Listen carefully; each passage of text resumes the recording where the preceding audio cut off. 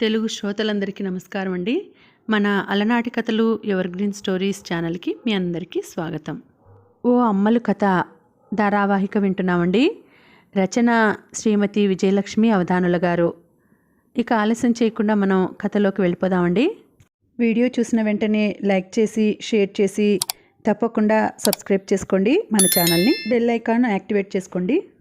ఆ రోజే తల్లికి ఉత్తరం రాసింది అమ్మలు. నేను రాయినదేమనగా మీ అల్లుడు గారికి బిర్సింగ్పూర్ అనే ఊర్లో కొత్త ఉద్యోగం వచ్చింది. జీతం కూడా బాగా పెరిగినది.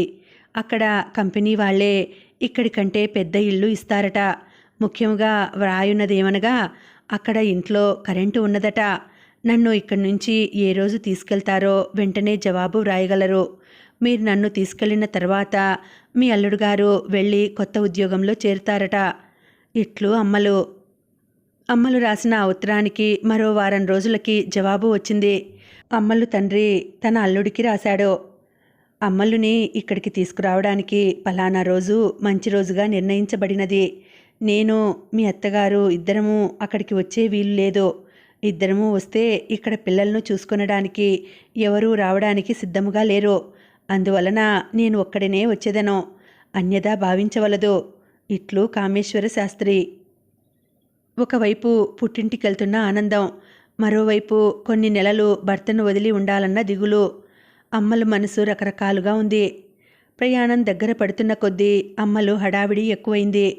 కందిపప్పు దోరగా వేయించి తిరగట్లో కాస్త గరుగ్గా కందిగుండ అంటే కందిపొడి విసిరింది.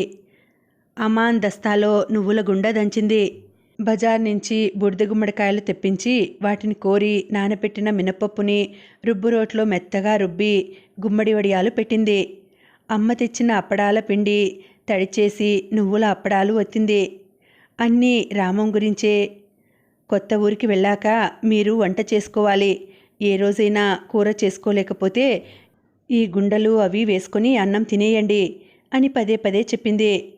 7వ నెల వస్తోంది. ఇప్పుడు ఈ పనులన్నీ ఎందుకు పెట్టుకున్నావు చెప్పు అంటూ రామం కోప్పడుతున్నా వినలేదు. రామం కూడా తనకు సమయం దొరికినప్పుడల్లా అమ్మలకి సాయం చేస్తూనే ఉన్నాడు.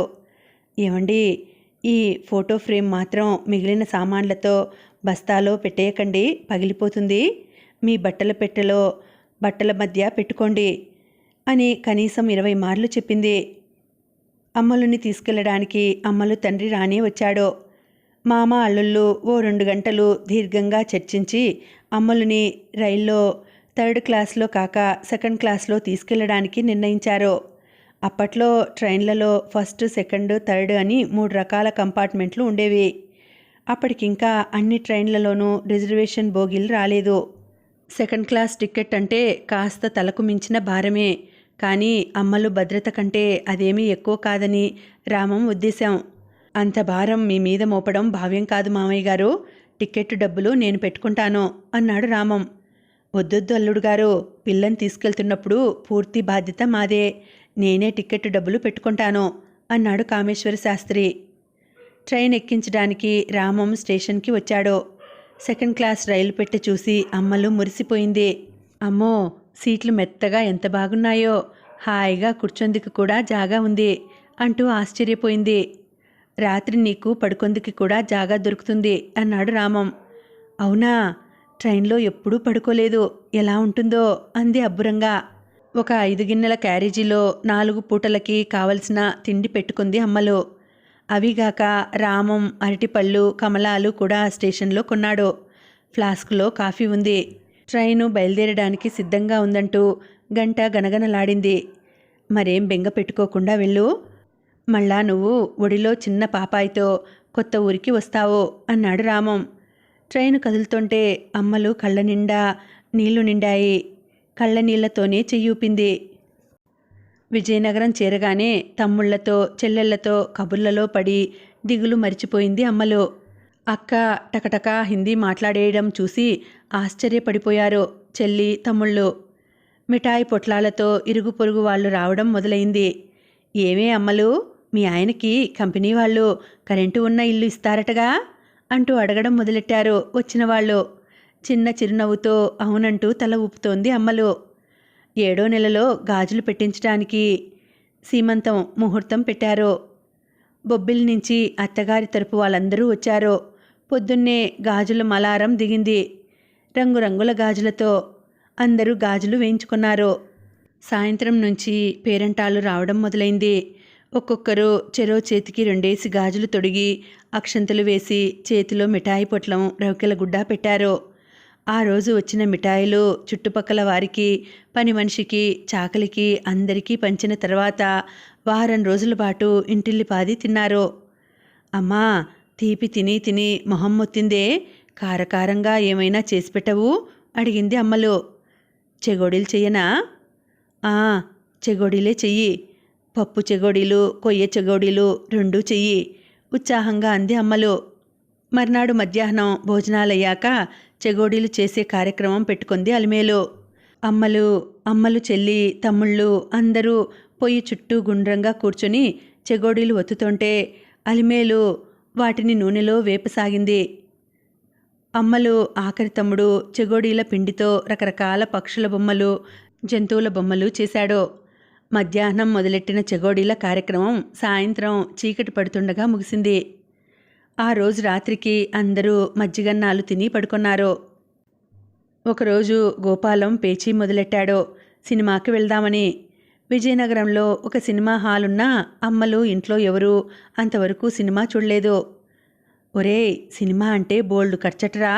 కొన్నాళ్ల తర్వాత ఇక్కడ సురభి వాళ్ళు మాయాబజార్ నాటకం వేస్తారట. ఆ నాటకానికి వెళ్దాం. నాన్నగారితో చెప్తాను తీసుకెళ్ళమని అంది అలిమేలు. నాటకాలకి చాలాసార్లు వెళ్ళాం కదే. మా బడిలో చాలామంది సినిమా చూశారు, నేనే చూడలేదు. అందరూ నన్ను ఏడిపిస్తున్నారు తెలుసా అంటూ ఏడుపు మొహం పెట్టాడు గోపాలం. అమ్మలకి కూడా ఒకసారి సినిమా అంటే ఎలా ఉంటుందో చూడాలని ఉత్సాహంగా ఉంది. కానీ అమ్మ ఖర్చు ఎక్కువ అవుతుందనేసరికి ఊరుకుంది. అప్పటిదాకా ఉత్సాహంగా ఉన్న అమ్మలి మొహం చిన్నబోవడం చూడగానే అలిమేలు తల్లి ప్రాణం కొట్టుకుపోయింది. సరే, నాన్నగారితో చెప్తాలే, చూద్దాం ఏమంటారో అంది అలిమేలు. ఆ రాత్రి పిల్లలు సినిమాకి వెళ్దామని సరదా పడుతున్నారన్న విషయం భర్త చెవిలో వేసింది అలిమేలు. కామేశ్వర శాస్త్రి ఆలోచనలో పడ్డాడు. మొత్తం 10 మంది సినిమాకి వెళ్ళాలి. ఎంత ఖర్చు అవుతుందో చూద్దాం. సినిమాకి వెళ్తే ఎంత ఖర్చు అవుతుందో మా స్నేహితులను కనుక్కుంటాను. మరీ ఎక్కువ ఖర్చు అవదంటే వెళ్దాం అన్నాడు కామేశ్వర శాస్త్రి. మరునాడు మధ్యాహ్నం భోజనాలయ్యాక అలిమేలుని, అమ్మలుని తన గదికి పిలిచాడు కామేశ్వర శాస్త్రి. ఇంతమంది సినిమాకి వెళ్ళడం అంటే కాస్త ఖర్చు ఎక్కువే, కానీ కడుపుతో ఉన్న పిల్ల సరదా పడుతోంది, అందువల్ల వెళ్దాం. కానీ కొన్ని విషయాలు ఆలోచించాలి. సినిమాలు 2 షోలు వేస్తారట. మధ్యాహ్నం 3 గంటల నుంచి 6 గంటల దాకా ఒకటి, 6:30 నుంచి 9:30 దాకా మరోటి. 3 గంటల ఆటకి వెళ్తే తలుపులన్నీ వేసేస్తారు కాబట్టి ఉక్కపోసి తలనొప్పెడుతుందట. 6:30 షో అయితే తలుపులు తెరిచి ఉంటాయి, గాలి ఆడుతుంది. కానీ ఆట మొదలయ్యేదాకా పిల్లలు మెలకువగా ఉండగలరో లేదో. అదిగాక పిల్లలకి మధ్యలో ఆకలేస్తే తినడానికి ఏమైనా చేసి పెట్టుకోవాలి. శాస్త్రి చెప్పడం మొదలెట్టాడు. ఎప్పుడైతే తండ్రి సినిమాకి ఒప్పుకున్నాడో అప్పుడే బయట తలుపువారిన నిల్చొని తండ్రి మాటలు వింటున్న అమ్మలు, తమ్ముళ్ళందరూ బిలబిలా తండ్రి గదిలోకి వచ్చేశారు. నాన్నగారు, సాయంత్రం ఆటకే వెళ్దామండి, మాకు ఏమీ నిద్ర రాదు ఒట్టు అన్నాడు ఆఖరి తమ్ముడు వాసు. అవును నాన్నగారు, హాయిగా సాయంత్రం ఆటకే వెళ్దాం. మిగతా వాళ్ళు కూడా వంత పాడారు. మరి నాటకానికి వెళ్ళినప్పుడు గోల చేసినట్లు మీరు గోల చేయకూడదు, నిశ్శబ్దంగా కూర్చోవాలి. శాస్త్రి పిల్లల్ని హెచ్చరించాడు. అలాగే నాన్నగారు. తినడానికి ఏం పట్టుకెళ్లాలన్న విషయం మీద అందరి మధ్య ఓ అరగంట సేపు చర్చ జరిగింది. తింటూ ఉంటే చప్పుడయ్యే జంతికల లాంటివి చెయ్యకు. సినిమా హాల్లో అలా చప్పుడు చేస్తూ తినడం బాగోదేమో అన్నాడు శాస్త్రి. అయితే దిబ్బరొట్టె చేయనా అడిగింది అలిమేలో. దిబ్బరొట్టె బాగానే ఉంటుంది, కానీ దానిలోకి బెల్లం పాకం అంతా కారిపోతూ చేతులన్నీ జిగటగా అయిపోతాయి. పోనీ తీయగా లడ్డూలు చేయనా? అవైనా అంతే, చెయ్యంతా బంకబంక అయిపోతుంది. చాలా ఆలోచించిన తర్వాత పుల్లబూర్లు, వీటినే చల్లబూర్లు అని కూడా అంటారు, చేయడానికి అందరి మధ్య అంగీకారం కుదిరింది. అవైతే తింటుంటే చప్పుడు కావు, చేతులు కూడా బంక అవ్వవు. తినే పదార్థం నిర్ణయం అయిన తర్వాత మగపిల్లలు ఎవరెవరు ఏ బట్టలు కట్టుకోవాలో శాస్త్రి నిర్ణయించాడు. అమ్మలు అలిమేలు అంచులు లేని పువ్వుల జార్జెట్ చీరల మీద సాటిన్ జాకెట్లు వేసుకోవడానికి నిర్ణయించుకున్నారు.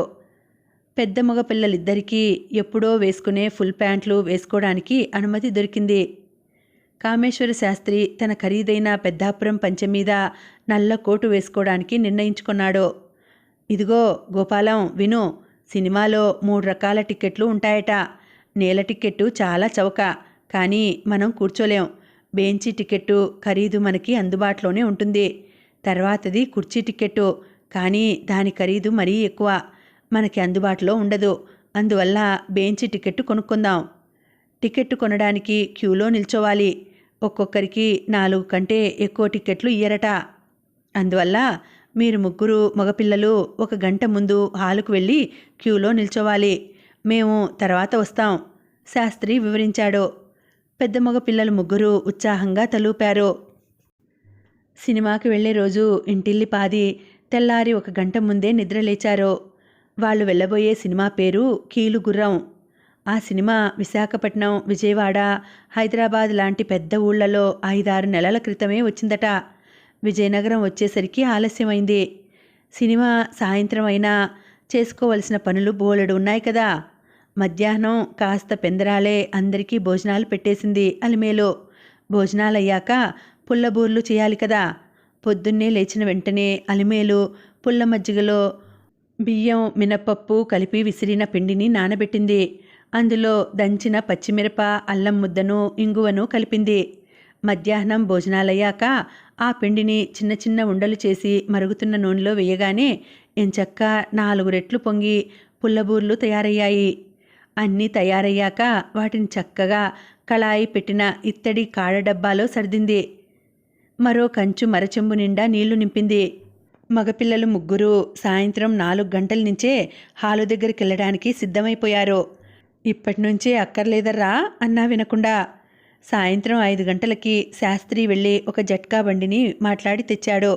అలిమేలు అమ్మలు చెల్లి సరోజ, ఆఖరి తమ్ముడు జట్కాలో కూర్చున్నారు. వాళ్లతో పాటు వాళ్ల ఒళ్ళో కాడడబ్బా, మరచెంబు కూడా ఉన్నాయి. శాస్త్రితో పాటు మరో 2 తమ్ముళ్ళు జట్కాతో పాటు నడవడం మొదలెట్టారు. సినిమా హాల్లో నేల టిక్కెట్టుకి, బెంచ్ టిక్కెట్టుకి ఆడవాళ్లకి, మగవాళ్లకి వేరే సీట్లు. రెండింటినీ వేరు చేస్తూ 6 అడుగుల ఎత్తుగా ఒక దళసరి బట్టతో తెర ఉంది. తెరకి ఒకవైపు ఆడవాళ్ళు, ఒకవైపు మగాళ్ళు. 10 ఏళ్లలోపు మగపిల్లలు ఆడవాళ్ల వైపు కూర్చోవచ్చునట. ఒరేయ్, మీరిద్దరూ కావాలంటే అమ్మ, అక్క కూర్చున్న వైపు కూర్చోండి అన్నాడు శాస్త్రి ఆఖరి 2 మగపిల్లలతో. కానీ వాళ్ళిద్దరూ వాళ్ళ అన్నలతో పాటు మొగాళ్ల వైపే కూర్చోడానికి సరదా పడ్డారు. అన్నీ వింతగా చూస్తూ మొత్తం 10 మంది హాల్లోకి నడిచారు. ఆడ మగ సీట్లను వేరు చేసే తెరకు ఇటువైపు అమ్మలు వాళ్ళు, అటువైపు అమ్మలు తమ్ముళ్ళు, నాన్న సర్దుకున్నారు. అడ్డంగా ఉన్న తెరని మధ్య మధ్య పైకెత్తి అటువైపు అందరూ సరిగ్గా ఉన్నారో లేదో చూస్తున్నాడు శాస్త్రి. సినిమా మొదలైంది. హాల్ అంతా చీకటైపోయింది. నాటకంలాగా లేదు సినిమా. మనుషులు చాలా పెద్దగా రాక్షసుల్లా కనబడుతున్నారు. యక్షిని గుర్రాలను, ఏనుగులను తినేయడం చూడగానే అమ్మలు ఆఖరి తమ్ముడికి హడలు పుట్టింది. అమ్మ ఒళ్ళో కూర్చోవాలని బుద్ధి పుట్టింది. మధ్యనున్న తెర కాస్త ఎత్తి కింద నుంచి దూరి అటువైపు తల్లి దగ్గరికి వెళ్ళిపోయాడు. సినిమాలో యుద్ధాలు, పాటలు, కీలుగుర్రం ఆకాశంలో జయ్యమని ఎగరడాలు అన్నీ అబ్బురంగా చూశారు పిల్లలు. సినిమాలో రీలు మారినప్పుడల్లా లైట్లు వేయసాగారు. లైట్లు వేయగానే తినడానికి తెచ్చిన పుల్లబూరల్ని ఆకుల్లో పెట్టి తెరకు అవతల కూర్చున్న మగాళ్ళకి తెర కాస్త పైకి లేపి అందించారు అలిమేలు, అమ్మలు. మరచెంబైతే బోల్డు సార్లు అటూ ఇటూ మారింది. మొత్తం మీద సినిమా చూసేశారు. హాలు బయటకు రాగానే అక్కడొక జట్కా కనిపించింది. ఈసారి అమ్మలు, ఆఖరి తమ్ముళ్ళిద్దరూ కూడా జట్కా ఎక్కారు. జట్కా కదలగానే నిద్రపోయారు. మరునాడు పగలంతా సినిమా కబుర్లతోనే గడిచిపోయింది. అమ్మలు తన స్నేహితురాళ్ళకి తమ్ముడి చేత కబురు పెట్టి పిలిపించింది. 1 గంటసేపు సినిమా కథను చెప్పింది. ఆ రోజు రాత్రే రామానికి కూడా ఉత్తరం రాసింది. మహారాజశ్రీ శ్రీవారికి నమస్కరించి అమ్మలు వ్రాయినది. ఇంతకు వ్రాయినదేమనగా, నిన్న సాయంత్రం మేమందరము సినిమాకు వెళ్ళినాము. సినిమా పేరు కీలుగుర్రం. సినిమా చూస్తున్నంతసేపు మీరే గుర్తు వచ్చినారు. మీరు కూడా నా పక్కన కూర్చుని సినిమా చూస్తే ఎంత బాగుండుననిపించింది. మీరు వెళ్ళబోయే ఊర్లో సినిమా హాల్ ఉందా? వ్రాయగలరు. 4 రోజుల తర్వాత ఆ ఉత్తరానికి జవాబు వచ్చింది. ప్రియమైన అమ్ములకి రామం రాయినది. నీవు సినిమా గురించి రాసిన ఉత్తరం అందినది. చాలా సంతోషించాను. మనం వెళ్ళబోయే కొత్త ఊర్లో సినిమా హాలు ఉందో లేదో నాకు తెలియదు. ఒకవేళ ఉన్నా అందులో హిందీ సినిమాలు మాత్రమే ఆడతాయి. అయినా నీకు హిందీ వచ్చేసింది కాబట్టి మనం చూడవచ్చు. నేను రేపు బయలుదేరి బిర్సింగ్పూర్ వెళ్తున్నాను. ఒకరోజు ప్రయాణం. ఎల్లుండికి అక్కడికి చేరుకుంటాను. ఉత్తరం ఆఖరణ కొత్త ఆఫీస్ అడ్రస్సు రాస్తున్నాను. నీవు తర్వాతి ఉత్తరం ఆ కొత్త అడ్రస్కు రాయగలవు. అక్కడికి చేరిన వెంటనే నేను ఉత్తరం రాస్తాను. ఇట్లు రామం. ఉత్తరంలో ఏదో కొత్తదనం అమ్మలకి కనిపించింది. ఆలోచించగా తెలిసింది ఆ కొత్తదనం ఏమిటో. ప్రతి ఉత్తరంలో లాగా అందులో సంబోధన చీసౌ అమ్ములకి అని లేదు, ప్రియమైన అమ్ములకి అని ఉంది. ఆ వాక్యాన్ని పదే పదే చదివింది. చదువుతున్న కొద్దీ అమ్మలు మనసు మరీ మరీ మురిసిపోసాగింది. బుగ్గలు సిగ్గుతో ఎర్రబడసాగాయి. ఆ ఉత్తరానికి జవాబు రాయడానికి కూర్చుంది అమ్మలు. ఈసారి నేను కూడా సంబోధన మారుస్తాను అనుకుందే కానీ ఏదో మొహమాటం అడ్డం వస్తోంది. ఆలోచించి ఆఖరికి మహారాజశ్రీ శ్రీవారికి నమస్కరించి అమ్మలు రాయినది అంటూ ఉత్తరం మొదలెట్టింది. అందులో కీలుగుర్రం కథ తన మాటల్లో తనకు తోచినట్లు రాసింది. సినిమా హాలు ఎలా ఉందో రాసింది. ఇక్కడ తమ్ముళ్ళు చెల్లి స్నేహితురాళ్ల మధ్య గడుపుతున్నా ఎప్పుడూ మీరు కూడా ఉంటే బాగుండును కదా అనిపిస్తోంది అంటూ రాసింది. తీరా అంతా రాశాక అమ్మలు మనసు పీకింది. మరో కొత్త కాగితం తీసుకొని సంబోధన మార్చి మళ్ళా అవే విషయాలు రాసింది. ప్రియమైన శ్రీవారికి అని ఈసారి సంబోధిస్తూ ఉత్తరం మొదలెట్టింది. తమ్ముడి చేత ఉత్తరం పోస్ట్ చేయించాక అమ్మలు గుండె దడదడలాడసాగింది. ఆయన ఈ ఉత్తరానికి ఎలా జవాబిస్తారో చూడాలి అని పదే పదే అనుకుంది. 4 రోజులు గడిచాయి. ఉత్తరానికి జవాబు రాలేదు. కామేశ్వర శాస్త్రి కూడా అల్లుడి కొత్త అడ్రస్కి ఉత్తరం రాశాడు. మరో 2 రోజులు గడిచాయి. ఉత్తరానికి జవాబు రాలేదు. 10 రోజులైనా ఏ ఉత్తరానికి జవాబు రాకపోయేసరికి ఇంట్లో అందరికీ గాబరా పుట్టింది. 11వ రోజు శాస్త్రి గోపాలాన్ని పిలిచాడు. ఒరే గోపాలం, ఇవాళ నువ్వు స్కూల్కి సెలవు పెట్టి టెలిగ్రాఫ్ ఆఫీస్కి వెళ్ళి బావకి బిర్సింగ్పూర్ ఆఫీస్కి టెలిగ్రామ్ ఇవ్వాలి. వెళ్తావా? నేనే వెళ్దును, కానీ కోర్టులో మరో గుమాస్తా కూడా రాకపోవడం వలన నాకు సెలవు దొరకదు. వెళ్తాను నాన్నగారు, అత్యంత ఉత్సాహంగా అన్నాడు గోపాలం. ఆ ఉత్సాహానికి 2 కారణాలున్నాయి. స్కూల్కి సెలవు పెట్టడం ఒక కారణమైతే మొదటిసారి తనంత తానే టెలిగ్రామ్ ఇయ్యడానికి వెళ్ళడం మరో కారణం. మరి నీకు టెలిగ్రామ్ ఎలా ఇయ్యాలో తెలుసా? అడిగాడు శాస్త్రి. మా స్కూల్లో నేర్పారు నాన్నగారు. ఒక్కొక్కరికి ఒక్కొక్క టెలిగ్రామ్ ఫారం ఇచ్చి మా చేత నింపించారు. బాగు సరే, బావ క్షేమ సమాచారాలు అడుగుతూ ఒక టెలిగ్రామ్ ఇయ్యాలి. ఎలా రాస్తావో చెప్పు. గోపాలం 5 నిమిషాలు దీర్ఘంగా ఆలోచించాడు. క్షేమాన్ని ఇంగ్లీష్లో ఏమంటారు నాన్నగారు? వెల్ఫేర్ అంటారు. అయితే టెలిగ్రామ్ ఫారంలో ఇలా నింపుతాను. Please write a letter about your welfare immediately అని. ఒరేయ్, బావని కూడా టెలిగ్రామ్ ఇయ్యమని మనం అడుగుతున్నాంరా, ఉత్తరం రాయమని కాదు అన్నారాయన. అయితే ఇలా రాస్తాను, please give a Telegram about your welfare అని. ఒరేయ్, నీకొక విషయం తెలుసా? టెలిగ్రామ్ ఇచ్చేటప్పుడు పదానికి ఇన్ని అనాలు అని వసూలు చేస్తారు. అందువల్ల సాధ్యమైనంత తక్కువ పదాలతో టెలిగ్రామ్ ఇయ్యాలి. టెలిగ్రామ్లలో ప్లీజ్ అన్న మాట ఉపయోగించకపోయినా పర్వాలేదు. మనం ఏం చెప్పదలుచుకున్నామో అవతలి వాళ్ళకి అర్థమైతే చాలు. వైర్ వెల్ఫేర్ అని టెలిగ్రామ్ ఫారంలో రాస్తే చాలు. తెలిసిందా? వైర్ అంటే టెలిగ్రామ్ ఇయ్యి అని అర్థం వివరించాడు శాస్త్రి. ఒక కాగితం మీద టెలిగ్రామ్ ఫారంలో నింపవలసిన మాటలు వీలైనంత క్లుప్తంగా అడ్రస్సు రాసి ఇచ్చాడు శాస్త్రి కొడుక్కి. గోపాలం టెలిగ్రామ్ ఇచ్చి వచ్చాడు. మర్నాడు మధ్యాహ్నం టెలిగ్రామ్ అన్న కేక వీధి తలుపు దగ్గర వినపడగానే ఇంటిల్లిపాది తలుపు దగ్గరికి పరిగెత్తారు. తండ్రి సంతకం చేసి టెలిగ్రామ్ అందుకుంటుంటే అమ్మలు గుండె దడదడా కొట్టుకుంది. ఆల్ సేఫ్ అని శాస్త్రి బిగ్గరగా చదివి అందరూ క్షేమంగా ఉన్నారట అంటూ తెలుగులోకి అనువాదం చేశాడు. అందరూ తేలిగ్గా నిట్టూర్చారు. టెలిగ్రామ్ అందిన తర్వాత కూడా అమ్మలు మనసులోంచి ఆందోళన పోలేదు. అంతా క్షేమంగా ఉంటే ఉత్తరం రాయడానికేం అని పదే పదే మనసులో అనుకుంది. మొదటిసారి భర్త మీద చిరుకోపం కూడా వచ్చింది. అందరూ టెలిగ్రామ్ హడావిడిలో ఉన్నప్పుడు అమ్మలు పెద్దక్క మహాలక్ష్మి శ్రీకాకుళం నుంచి వచ్చింది అమ్మలుని చూడడానికి. అమ్మలు సీమంతం సమయంలో తను బయట ఉండడంతో అప్పుడు రాలేకపోయింది. ఇప్పుడు తీరిక చేసుకుని ఆఖరి పిల్లాడిని చంకలో వేసుకుని బస్సు దిగింది. అక్కను చూడగానే అమ్మలు తన ఆందోళనను తాత్కాలికంగా మర్చిపోయింది. అబ్బో అబ్బో, మా అమ్మలు కాస్త ఒళ్ళు చేసిందే, చక్కా ఇలా బొద్దుగానే బాగున్నావే అంటూ అమ్మలు బుగ్గలు పుణికింది. ఎన్నాళ్ళకు చూశానే అక్క అంటూ అక్కను అల్లుకుపోయింది అమ్మలు. అప్పటినుంచి అక్కా చెల్లెళ్లకు కబుర్లే కబుర్లు. అందులో సగం కబుర్లు కొన్నాళ్ల క్రితం చూసిన సినిమా గురించి అయితే, మరికొన్ని అమ్మలు వెళ్ళబోయే ఇంట్లోని కరెంటు గురించి. అక్క తన సంసారం, పిల్లలిద్దరూ పెట్టే అల్లరి గురించి తెగ మురిసిపోతూ చెప్పేస్తోంది. రేపు సాయంత్రం నేను వెళ్ళిపోతానే అమ్మా, అక్కడ ఆయన వంటకి ఇబ్బంది పడిపోతారు అంది మహాలక్ష్మి తల్లితో. ఇన్నాళ్ళకి వచ్చావు, అమ్మలు కూడా ఇంట్లో ఉంది, మరో 2 రోజులు ఉండకూడదటే అంది అలిమేలు. కానీ లక్ష్మి ఒప్పుకోలేదు. పెద్ద కూతురు వచ్చిందని మర్నాడు పొద్దున్న అమ్మలుకి లక్ష్మికి 2 వీధులవతల ఉన్న హోటల్ నుంచి ఇడ్లీ పొట్లాలు తెచ్చాడు శాస్త్రి. చిన్నపిల్లలందరూ ఆశగా చూస్తుంటే అందరికీ తలా కాస్త పెట్టి వాళ్ళిద్దరూ తిన్నారు.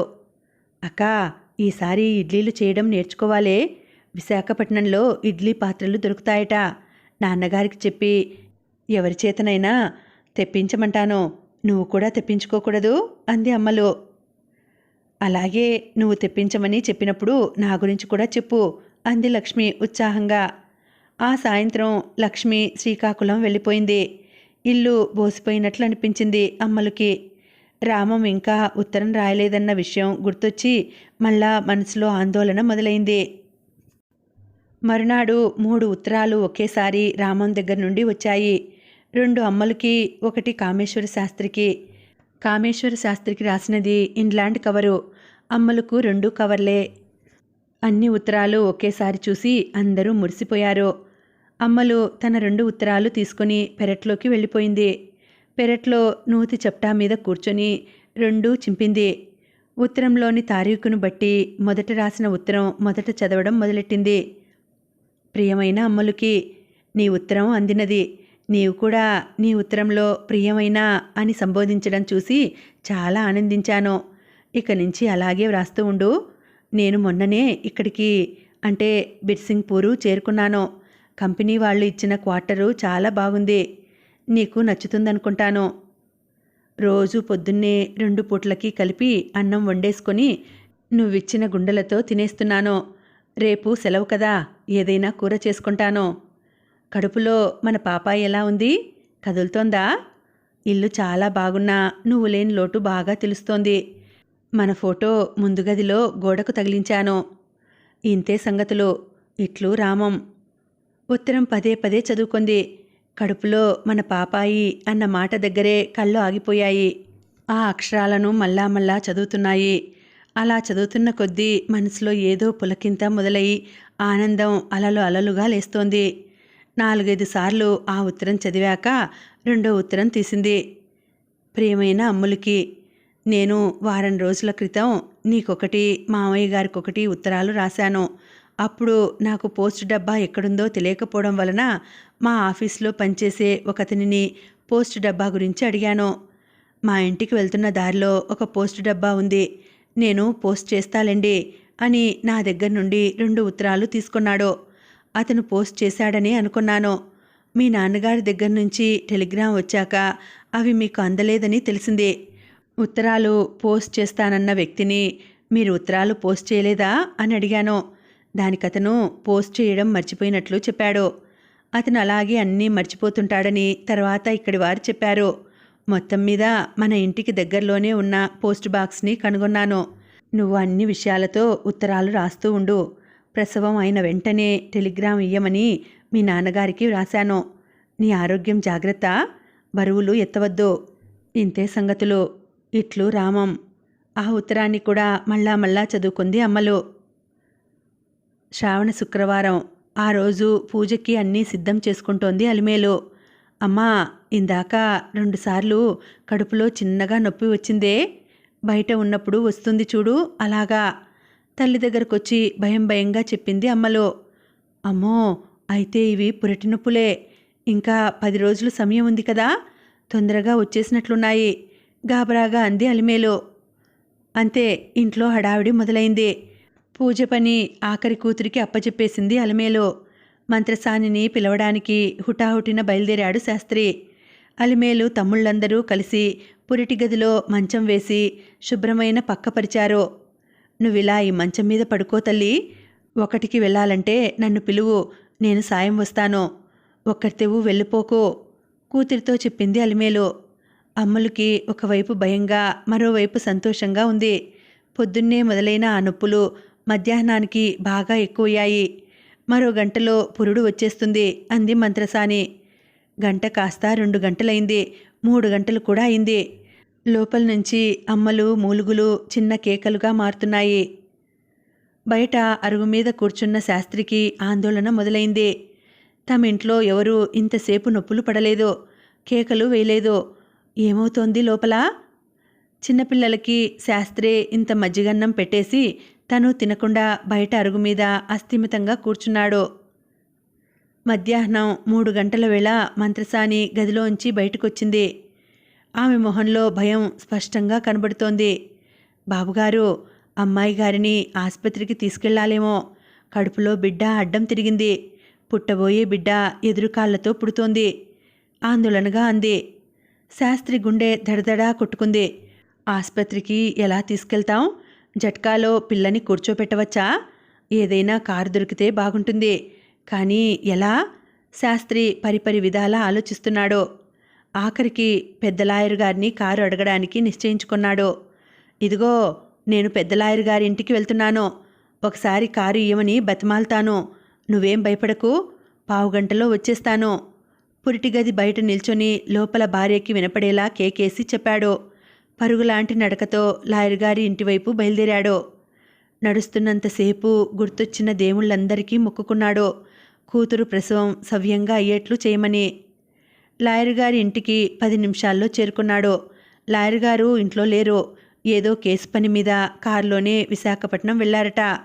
మర్నాటికి కానీ రారట. అయ్యో శాస్త్రిగారు, అడక్క ఇన్నాళ్ళకి మీరో సాయం అడిగారు, మేము ఏమీ చేయలేకపోతున్నాం, చాలా నొచ్చుకుంటూ అంది లాయరుగారి భార్య. పరుగులాంటి నడకతో జట్కాలు ఆగే చోటుకి బయలుదేరాడు శాస్త్రి. అదృష్టవశాత్తు అక్కడ ఒకే ఒక జట్కా ఉంది. పరిస్థితి చెప్పాడు శాస్త్రి. అయ్యో పంతులుగోరు, ఇంకా ఆలస్యం చేయొద్దు, పదండి, అమ్మాయి గారిని జాగ్రత్తగా ఆసుపత్రికి చేర్చే పూసి నాది అన్నాడు జట్కా సాయిబు హడావిడి పడుతూ.